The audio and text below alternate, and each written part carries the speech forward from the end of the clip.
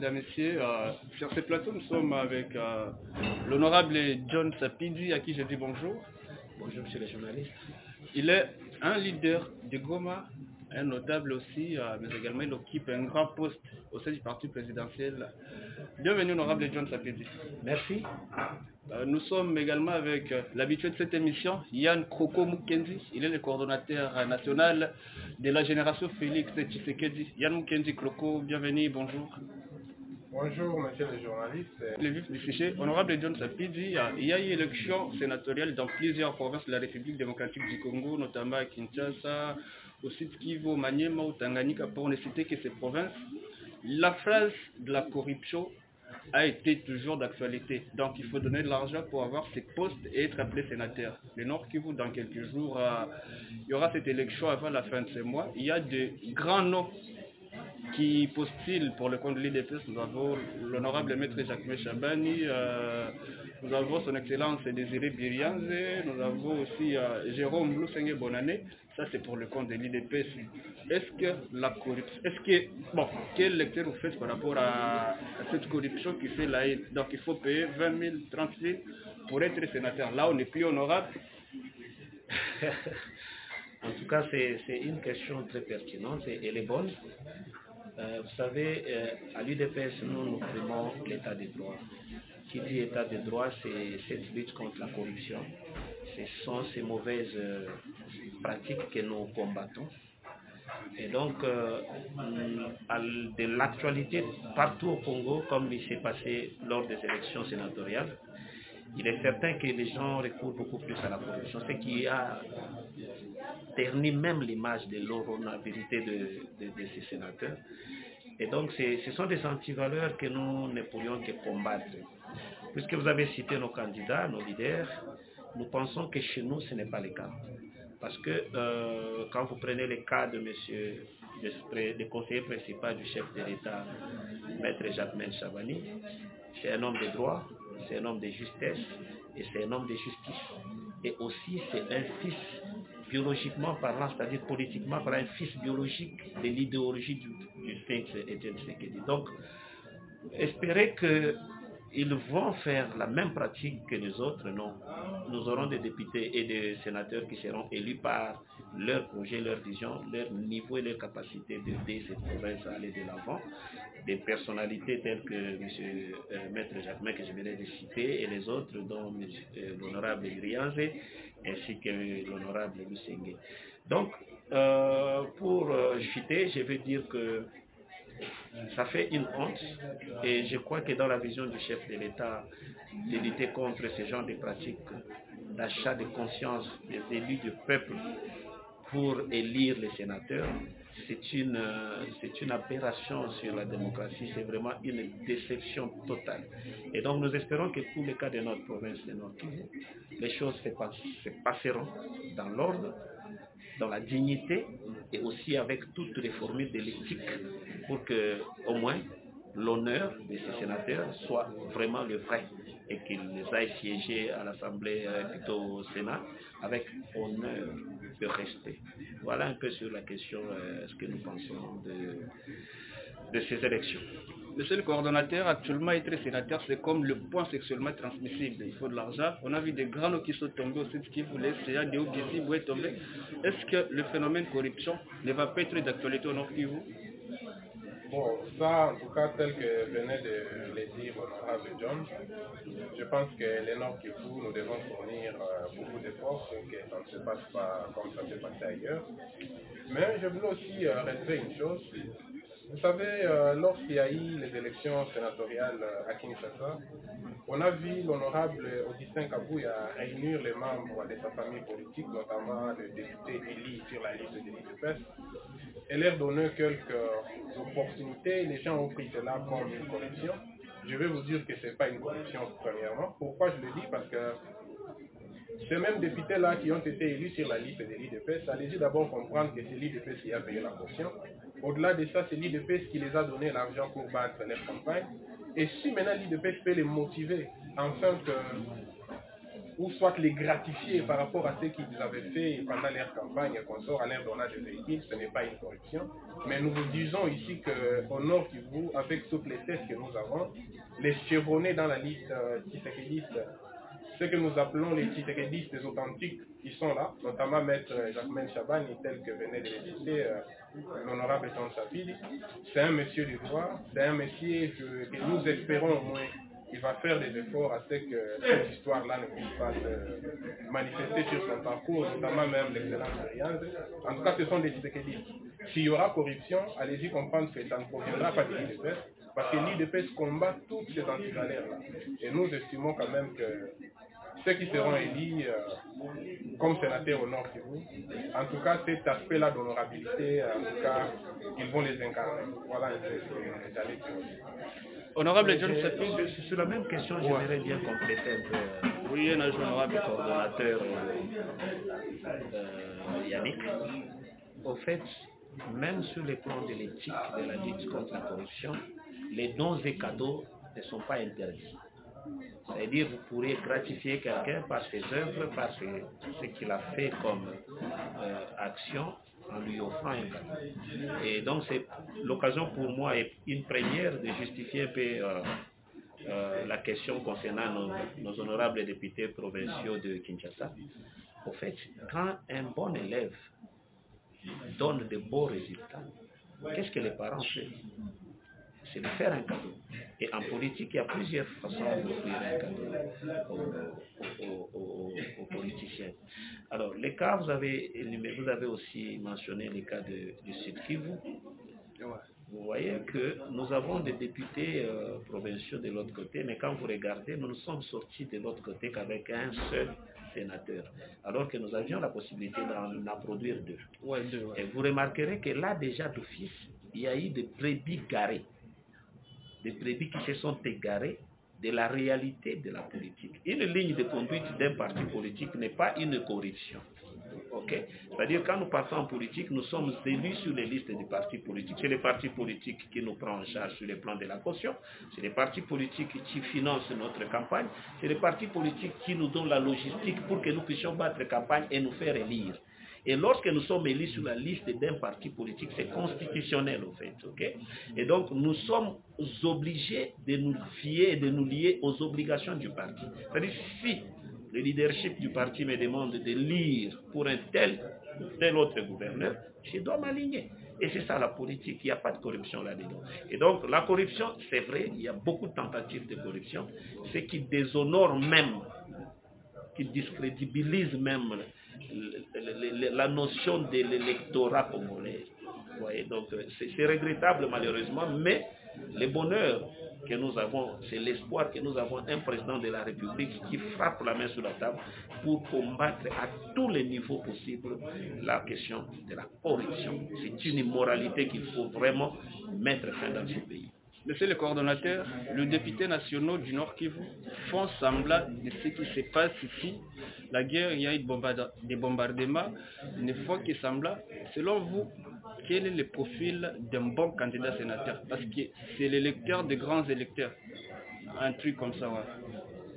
Bon, voilà un peu, c'est une très belle question et c'est une question pertinente. Vous allez comprendre qu'un bon candidat sénateur, c'est quelqu'un d'abord qui a une connaissance approfondie sur la situation sécuritaire de notre province. Il est vrai que constitutionnellement, un sénateur a un mandat national, mais il est élu au niveau d'une province. C'est-à-dire, il va nous représenter là-bas, mais il doit avoir d'abord une connaissance parfaite de notre situation sécuritaire et tous les problèmes que connaissent les peuples du Nord. Ça, d'abord, c'est la première des qualités que nous devons chercher. Et d'aider, ça doit être une personne qui a au moins un parcours très élogieux. Pourquoi je le dis? Parce que vous savez, aujourd'hui, il y a des faits-là qui ont volé, qui ont détruit, mais ils veulent encore se faire passer comme sénateurs et porter cette robe-là d'honorabilité. Voilà que ça n'a pas de sens. Et d'ailleurs, c'est pour moi une occasion de vous interpeller, vous les journalistes, parce que les Congolais, on n'a pas une culture des sanctions sociales. Et pourtant, cette culture, ça doit être développé par les journalistes. Quelqu'un qui a volé, quelqu'un qui a détourné, ça doit commencer par vous, les journalistes, de ne même pas l'inviter dans vos émissions. Vous voyez? Alors, pour nous, Nous estimons que, en tout cas, un bon candidat sénateur, ça doit être un métier d'intègre, quelqu'un qui a un profil correspondant à cette offre-là. Alors, pour nous, c'est un peu ça. Mais ceux qui ont ce profil, nécessairement, ce sont les candidats d'élite de Best, s'il faut le dire. Parce que, premièrement, ils sont très bien rodés politiquement. Et Dédé, ils viennent ici d'une bonne équipe, ils sont ici d'une bonne école politique qui est l'IDPS. C'est-à-dire pour nous, la social-démocratie, c'est toute une matière. Alors, ceux qui sont Tshisekedi, ceux qui sont candidats et membres de l'IDPS, nous demandons à tous les sénateurs de les soutenir parce qu'ils connaissent au moins ce qu'ils vont aller faire dans cette chambre-là. Écoutez, chaque enfantement commence par une douleur. Donc moi j'ai toujours dit ce que nous subissons pendant ces moments, c'est vraiment une douleur d'enfantement. L'enfantement, quel est l'enfant qui doit venir? C'est cette prospérité, cette paix réelle et vraie. Nous avons été habitués à vivre une mascarade de paix. Maintenant là, avec la position du chef, donc parlant du chef, je parle bien de son excellence le président de la République, Félix Antoine Tshisekedi, il est dans une position ferme pour que nous puissions obtenir une véritable paix. Alors, les petits troubleurs, 40 voleurs, bandits, AFC, Rwandais, tout ce que vous connaissez derrière, ils sont juste en train de vivre leur dernier moment. Alors, quand quelqu'un vit son dernier moment, qu'est-ce qu'il fait? Il doit poser tort, il doit tuer, il doit... Tout ce qu'ils font, c'est parce qu'ils savent que d'ici peu, les Congolais et les Nord-Kivuiens que nous sommes allions vivre la véritable paix. Alors, le bon profil pour un candidat sénateur, déjà que c'est une fonction d'honneur, c'est une fonction de sagesse. Et donc, il faut lire les profils par ces deux choses. La personne est-elle sage? La personne est-elle honorable? Pourquoi j'ai dit honorable? C'est comme l'a dit mon ami Yannick, c'est que qui n'a jamais trempé dans des affaires de détournement, des tueries. Il y a beaucoup de candidats sénateurs, moi quand j'ai lu leur profil, qui sont connus comme des chefs de groupes armés et tout, mais nous avons quand même des profils, quand vous regardez toute leur genèse et jusqu'aujourd'hui, vous n'allez les trouver en aucun cas qu'il a été une fois trempé, ni dans les affaires de tuerie, d'entretenir les mouvements insurrectionnels ou de rébellion, non plus dans les affaires de détournement. Et donc, sans vanter nos candidats, en tout cas, je pense que nous avons les meilleurs, qui d'ailleurs ont plus de bonnes réputations que de mauvaises. Et au-delà de tout, on juge la sagesse d'un candidat, même dans son expression. Regardez quand Maître Jacquemin parle, quand il est devant les médias, vous sentez que vous avez affaire à un juriste bien rodé. Et il maîtrise très bien la géographie, s'il faut dire même la géopolitique de la province du Nord Kivu. Donc, les députés provinciaux, ils n'ont pas regardé la couleur de leur parti, ni de leur tribu, mais ils ont plutôt intérêt à regarder la tête qui réfléchit pour donner la chance à cette province de se faire valablement représenter au niveau du Sénat. M. Yannick, avant de clôturer ces premiers sujets, le phénomène cumul des postes. Une personne, candidat député provincial, la même personne, candidat député national, la même personne, candidat sénateur, la même personne, candidat gouverneur. Quel message vous lancez aux députés provinciaux? Parce qu'il y a ceux qui sont, ils gèrent les affaires courantes, ils sont candidats sénateurs, ils étaient candidats députés provinciaux, peut-être s'il y a élection aussi, ils peuvent aller aussi postuler là-bas. Bonne question. Vous savez, là, nous parlons des deux élections. Il y a d'abord une élection directe et il y a aussi une deuxième élection qui sont indirecte. C'est-à-dire un candidat a été député, il a été élu par le peuple sur base de son programme. Je pense que c'est par là que nous devons aussi aider cette population à élever le niveau de sa conscience politique ainsi que patriotique. Pourquoi nous le disons? Parce que si vous voyez les reflets de tous ces gens-là, au niveau d'abord de l'élection directe, c'est la population qui les élit. Au niveau de l'élection maintenant indirecte, c'est là que parfois nous sommes en train de déplorer certaines choses qui se font observer. Parce que vous savez, dans tous les pays du monde, lorsqu'on passe à une élection indirecte, c'est devenu une élection hautement politique. Et quand ça devient hautement politique, c'est-à-dire les mieux offrant parfois de par son discours, les mieux offrant parfois de par ses moyens, qui fait persuader certains de nos députés, certains de nos représentants à ce niveau-là à l'époque, nous estimons que, en tout cas, pour moi personnellement, je n'ai jamais soutenu cette façon-là, cette cumul-là des tâches, parce que les Congolais, nous sommes nombreux, et les têtes pensantes sont nombreuses. En tout cas, nous sommes contre cette pratique, mais c'est à la population d'abord de nous aider au niveau de cette élection-là, les suffrages-là directs. Parce que les suffrages directs, c'est la population qui choisit.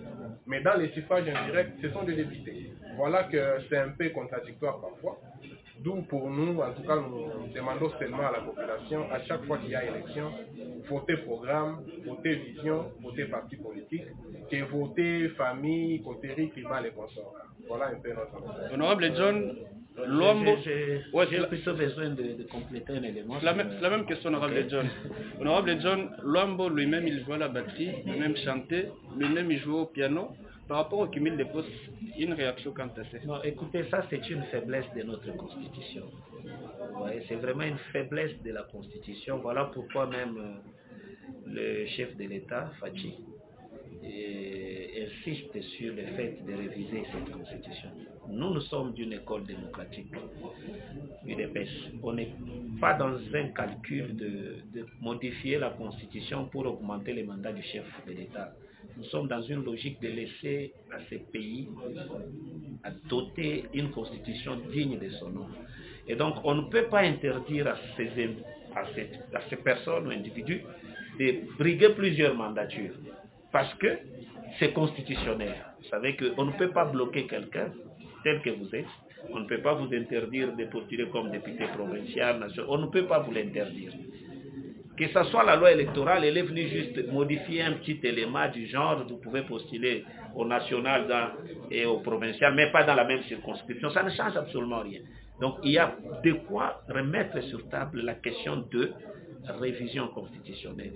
Cependant, il s'en va aussi de la moralité de ces hommes politiques. Déjà, moi, personnellement, je vais dire, ma capacité intellectuelle et de moralité, je me gênerais de vouloir tout briguer. Parce que, logiquement, je vais paraître comme, je ne sais pas le vrai terme que je peux me donner, mais du moins, ce n'est pas logique qu'un homme honnête se dise d'être tout à la fois. Et quand vous regardez dans les calculs d'être tout à la fois, c'est pour caser fils dans le népotisme pour la plupart de ces candidats. C'est-à-dire ils veulent tout faire pour garder fils, femmes, copines et tout autour de lui pour essayer un peu de contrôler le pouvoir avec les familiers, ce qui est en train de renforcer le tribalisme dans ces pays. Et voilà pourquoi nous disons que la question doit être revue.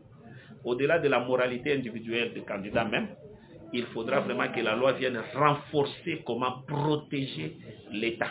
Et c'est ça même, protéger l'État. Quand on protège les fonctions et qu'ils sont mérités par de bonnes personnes et des personnes qui ont une véritable vision, comme l'a dit Yannick, que la population aux prochaines élections vote utile.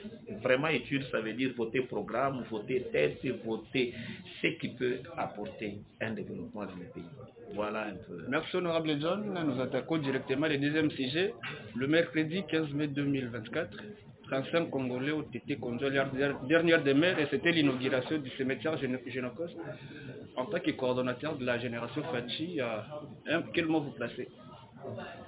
Bon, premièrement, nous présentons encore nos condoléances les plus sincères à toute la population congolaise, mais aussi à toutes ces familles-là déplorées de ces crimes imposés par M. Paul Kagame.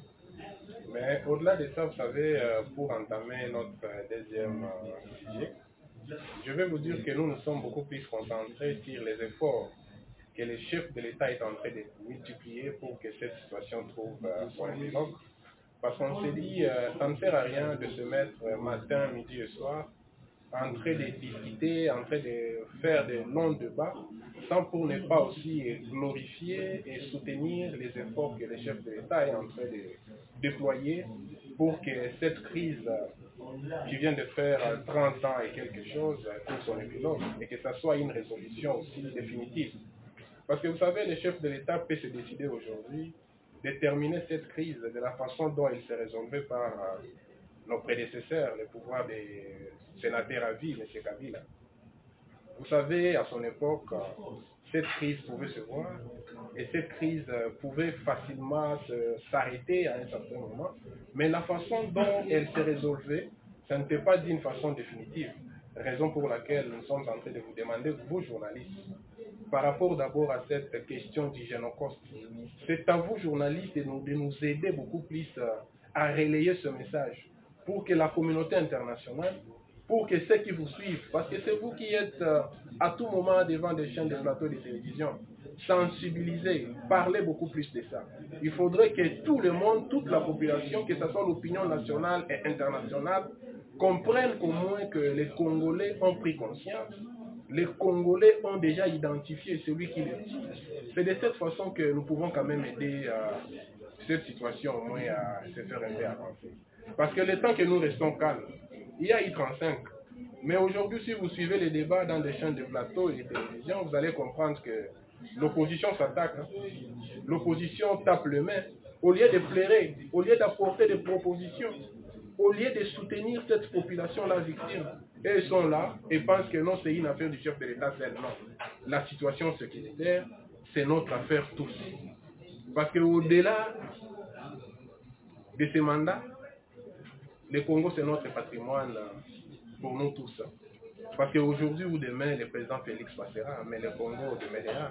Alors nous avons intérêt, et nous, acteurs politiques, et l'élite congolaise, et vous les journalistes, de sensibiliser beaucoup plus, de faire parler de ces génocides pour que tout le monde comprenne au moins que nous sommes tués innocemment.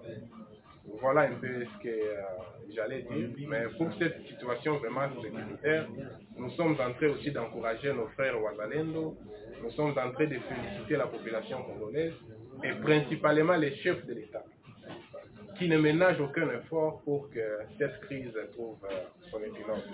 Vous allez voir aujourd'hui l'armée bien équipée, vous allez voir aujourd'hui, ça fait déjà presque 3 à 4 tours, le Sukhoi y est monté. Et si vous suivez de près ce qui se passe de l'autre côté, vous allez comprendre qu'au Rwanda, ce sont des terres. Pourquoi? Parce que la protection de l'intégrité territoriale. Et nous ne le dirons assez. Et nos condoléances vraiment aux familles éprouvées. Et nous disons, nous sommes vraiment de guerre avec eux. Cependant, c'est un crime de guerre, c'est vraiment un crime contre l'humanité. J'ai été un tout petit peu soulagé parce que j'aurais appris que le gouvernement de notre pays va porter plainte, va poursuivre les Rwandais pour ces actes-là. Et c'est criminel de la part de ces messieurs. Qu'ils sachent seulement une chose qui n'est pas éternelle et que cette situation, nous allons la régler. Et dès qu'elle sera réglée, je crois que lui, peut-être, nous le prendrons par les mains. Il sera pendu. Parce que ce n'est pas concevable qu'une population meurtrie, qui vit dans des situations aussi difficiles dans un camp de réfugiés, et tu te permets un humain. Je me demande si ce monsieur-là, il a au moins l'âme en lui. Tu te permets expressément de tirer sur cette population dans un camp de réfugiés. Et je me demande si cette communauté internationale, au moins, a encore un minimum de considération et de respect sur ces pays. Et donc, la question concernant les 35 tués, elle nous choque. Mais ce qui est très important ici, c'est de regarder de l'avant pour voir comment nous devrions obligatoirement accompagner les efforts fournis par notre gouvernement, avec à sa tête son excellence Fachi Beton, pour que nous puissions, nous, populations de base, parce que c'est nous qui vivons ces atrocités, et donc nous devons être courageux pour que cela puisse avoir lieu. Quoi? Donc la guerre doit prendre fin. Appuyons les efforts de nos FARDC, accompagnons-les, appuyons les efforts de nos frères résistants Ouazalendo pour que cette situation au plus vite possible prenne vraiment catégoriquement fin. Monsieur le coordonnateur, face au silence coupable de la communauté internationale, est-ce que ce n'est pas mieux que Fachi se range derrière Poutine? Vous savez, ça c'est ce qui qui s'est dit dans l'imaginaire de toute la population congolaise. Mais vous devez savoir que la diplomatie, on ne peut pas changer une ligne diplomatique de manière brusque. Vous savez, c'est toujours procédural. Ce que nous sommes en train de soutenir ici, ce sont des réformes structurelles que nous proposent aujourd'hui les chefs de l'État dans tous les secteurs. Et ce n'est que de cette façon où les Congolais vont prendre conscience et avoir des textes qui vont les aider au moins à sécuriser l'intégrité de leur territoire. Vous savez, ce n'est pas toujours facile. Il y a des Congolais qui les disent ça et là, qui font parfois des critiques, et des autres qui semblent un peu perdre confiance et pouvoir. Ils doivent comprendre que les réformes structurelles prennent toujours du temps. Mais lorsque ça arrive à vous, ce sont ces réformes-là qui donnent à toutes les nations du monde des fondations solides. Et c'est sur cette voie que nous nous trouvons avec notre président. Vous savez, l'IDPS, depuis la nuit des temps, nous on disait toujours que le Congo n'a jamais connu l'armée. D'où la refondation d'une armée républicaine, selon la vision de nos pères fondateurs et la vision du sphinx de l'unité lui-même, de fait Etienne Tshisekedi Tshilombo derrière moi. C'est ça notre mission. Nous devons refonder une armée républicaine, pas cette armée transnationale. Parce que faire allégeance à Poutine ou aux États-Unis, c'est sûr que dans la politique internationale, ça peut jouer. Mais allez-y comprendre que les premiers protecteurs de cette patrie, c'est les Congolais d'abord. D'où nous avons intérêt de doter de ces pays d'une bonne armée et de travailler beaucoup plus sur la mutation de l'intelligence de l'homme congolais. Voilà ce que j'allais dire comme recommandation. Aller directement vers Poutine aujourd'hui, c'est le souhait, ça c'est dans l'imaginaire de tout le monde. Et aujourd'hui, par rapport au changement du paradigme au niveau international, vous savez, avec la montée en puissance de la Chine, de la Russie, des États-Unis, il y a cette compétition. Et dans cette compétition, les alliés, ce sont des nations. Les alliés, ce sont des pays. Et pour que votre pays, le nôtre ici, le Congo, soit un pays bien considéré, ça doit commencer par des réformes structurelles. Voilà ce que j'allais dire. Aller chez Poutine, aller aux États-Unis, ça compte. C'est les Congolais d'abord qui doivent prendre conscience. C'est les Congolais qui doivent se doter de vrais instruments juridiques capables de protéger cette nation et protéger ce peuple. Voilà un peu mon intervention. Honorable John, nous avons vécu certains coups d'État en Afrique, soutenus entre guillemets par Poutine. Est-ce que la RDC ne peut pas s'allier à la Russie pour mettre fin une fois pour toutes avec cette guerre qui a duré plus de 30 ans? Déjà, pour commencer, là, ce n'est pas une information qui peut me donner le pouvoir de confirmer ou d'affirmer ce que vous dites, mais seulement ce qu'il faut savoir, ce qu'il faut dire au commun des mortels, bien sûr qu'avec l'aide de médias, c'est que de prime abord, nous avons des relations diplomatiques avec tous les pays du monde presque, et y compris la Russie. C'est-à-dire quand la rue demande de partir chez Poutine, je me demande comment ça va se faire, même si on partait chez Poutine, on aura des armes, qui vont utiliser ces armes. Ce que dit M. Yannick, ces réformes-là, la formation de nos forces armées. Partout dans le monde, aujourd'hui, on n'est pas interdit d'acheter des armes. On achète des armes comme on le veut. Et donc, ce qui est très important ici, c'est cette loi de programmation de l'armée qui a été publiée, qui va beaucoup aider l'armée. Vous remarquerez vous-même que même le budget de notre armée a accru et que les choses se passent plus ou moins mieux quant à ce qui concerne la mise en forme de notre force de défense. Et donc, aller chez Poutine, on y va, on y est. Et s'il faut acheter des armes, moi je ne vois pas où on interdit aux Congolais d'aller acheter des armes chez les Russes. Nous achetons les armes chez les Ukrainiens, nous pourrons les acheter partout. Et donc, ce n'est pas les armes qui vont nous aider à gagner la guerre, mais c'est les hommes qui doivent utiliser ces armes, s'ils sont très bien formés, instruits, et qu'ils ont la notion de nationalisme au front. Et donc, on va gagner la guerre sans nécessairement croire à ce que dit la masse populaire. Aller chez Poutine, c'est pas Poutine qui viendra avec son armée au Congo pour exterminer les Rwandais, mais nous seuls Congolais, nous avons été une armée forte à l'époque, avant d'être fragilisés par le régime de le sénateur à vie. Et donc, on n'est pas prêt, nous, UDPS, avec notre chef, de céder à cette histoire, soi-disant, selon ce qu'a dit l'ex-première dame, que mon mari avait terminé la guerre par 1 stylo, mais c'est normal parce qu'il faisait une décharge de vente du pays. Et nous, on ne va pas vendre le pays de cette manière. Nous allons nous battre jusqu'à arracher notre dignité et notre place sur la place de nation. Voilà. Peut-être pour terminer, monsieur le coordonnateur, quelle leçon vous tirez de la phrase fétiche de Mobutu tout son vivant, s'il faut faire le pacte avec le diable pour retrouver la paix au Zaïre?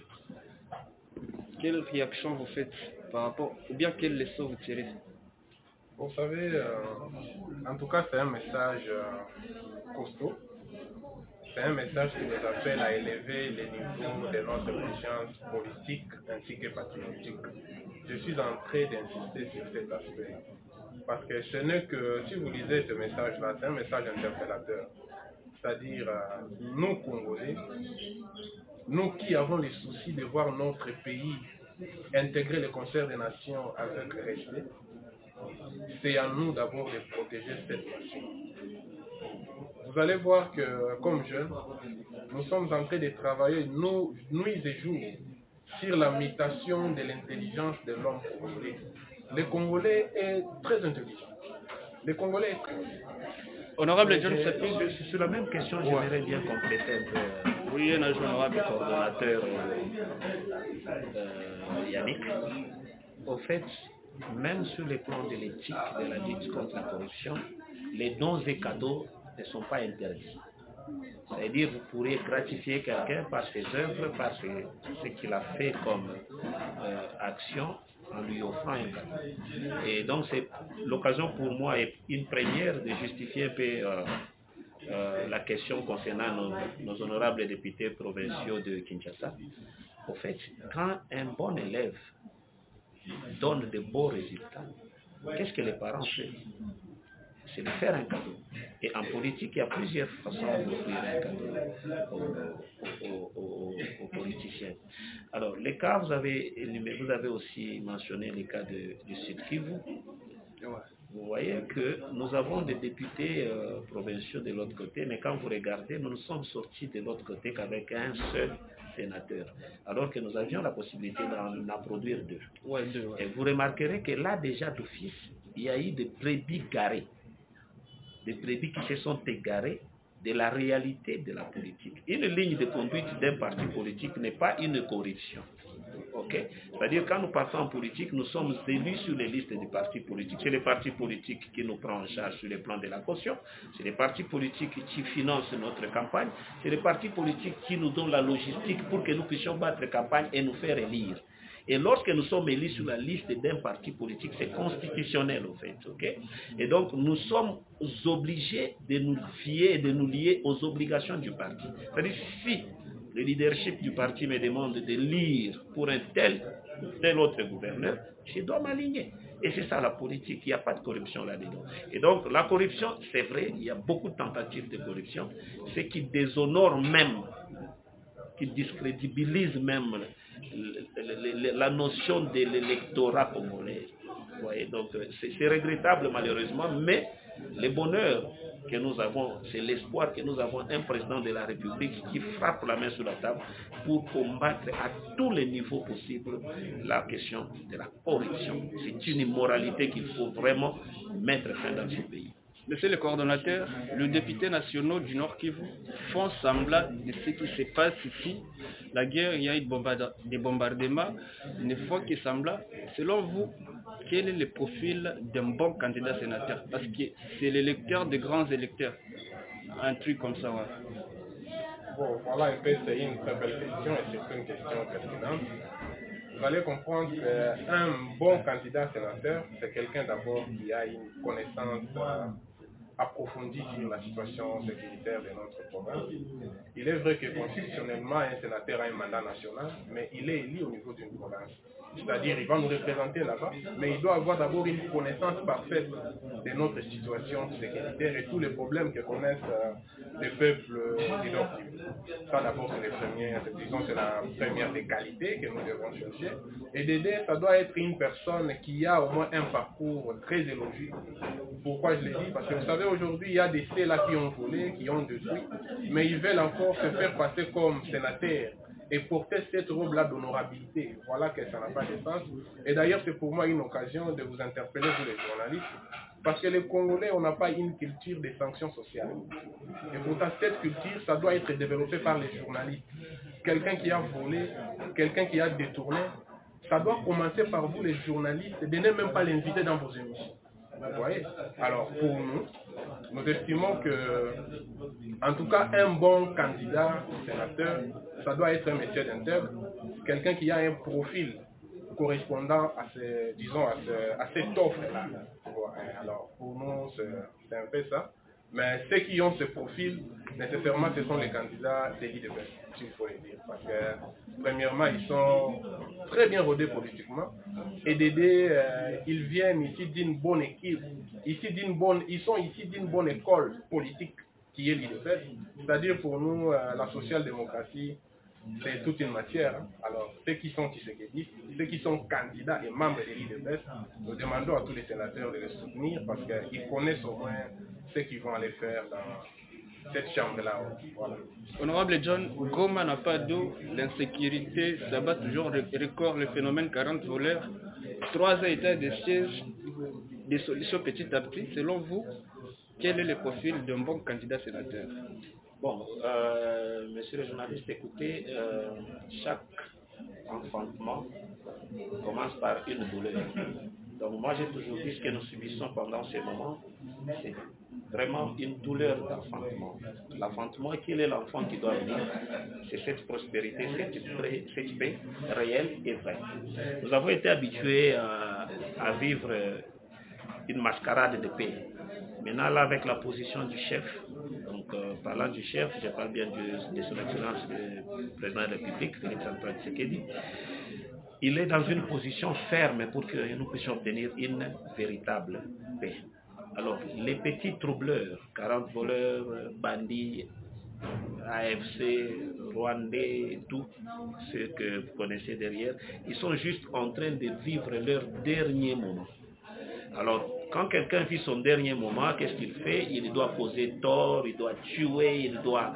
Tout ce qu'ils font, c'est parce qu'ils savent que d'ici peu, les Congolais et les Nord-Kivusiens que nous sommes allions vivre la véritable paix. Alors, le bon profil pour un candidat sénateur, déjà que c'est une fonction d'honneur, c'est une fonction de sagesse. Et donc, il faut lire les profils par ces deux choses. La personne est-elle sage? La personne est-elle honorable? Pourquoi j'ai dit honorable? C'est comme l'a dit mon ami Yannick, c'est que tu n'as jamais trempé dans des affaires de détournement, des tueries.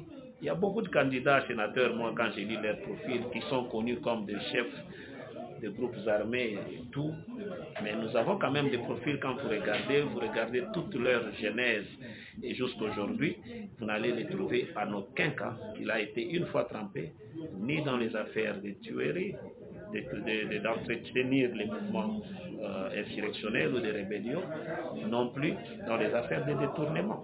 Et donc, sans vanter nos candidats, en tout cas, je pense que nous avons les meilleurs, qui d'ailleurs ont plus de bonnes réputations que de mauvaises. Et au-delà de tout, on juge la sagesse d'un candidat, même dans son expression. Regardez quand Maître Jacquemin parle, quand il est devant les médias, vous sentez que vous avez affaire à un juriste bien rodé, et il maîtrise très bien la géographie, s'il faut dire même la géopolitique de la province du Nord Kivu. Donc, les députés provinciaux, ils n'ont pas regardé la couleur de leur parti, ni de leur tribu, mais ils ont plutôt intérêt à regarder la tête qui réfléchit pour donner la chance à cette province de se faire valablement représenter au niveau du Sénat. Monsieur Yannick, avant de clôturer ces premiers sujets, nous soyons dans l'armée, c'est ce que veut dire la phrase. Donc tout le monde doit avoir en esprit qu'il ne doit pas trahir la nation. Et donc la guerre, nous devions la gagner avec honneur et dignité et non aller la négocier pour qu'elle prenne fin. Voilà la position dans laquelle nous sommes, et cette phrase, c'était juste une phrase interpellatrice, un message fort de compassion à nos frères et sœurs, nos parents qui sont en train de croupir dans les camps de réfugiés, des suites de cette guerre d'agression. Nous disons qu'ils doivent avoir foi à la volonté de notre leader politique, le président de la République. Aussi, je dirais à nos forces armées que là où vous êtes, nos soldats, nous sommes de cœur avec vous.